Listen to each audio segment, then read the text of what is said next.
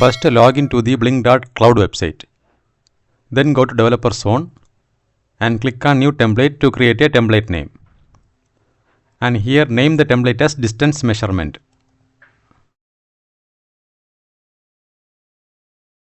And select the hardware as ESP32 and the connection type will be Wi-Fi.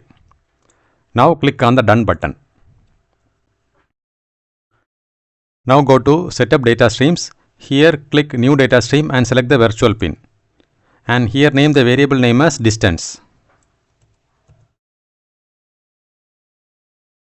And here the pin will be V0. Data type is double. And the distance will be meter.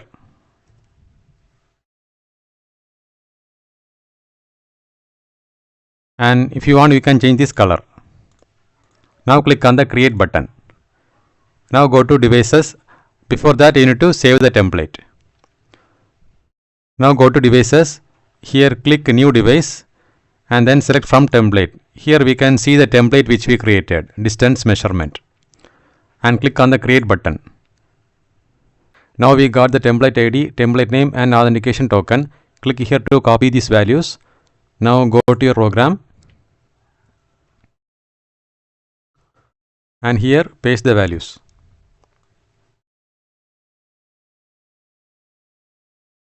And then we need to enter the Wi-Fi username and password. Now connect the ESP32 board to your laptop to upload the program. For that, go to this drop down. Here the port will be already selected.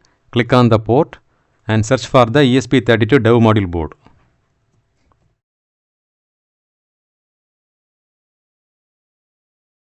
Select the board. Click OK and now click this upload button. Now the program is successfully uploaded to the ESP32 board.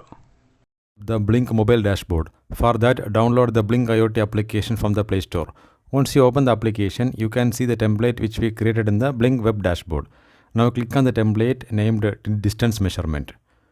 Now go to the settings icon. Now click the plus icon from the bottom of the page. Now scroll down and select the value display widget. Now click on the widget and here choose the data stream as distance. Now go to design and here also we can give the title as distance. Now go back and again click the back button. Now the setup is completed. Now we can check the output.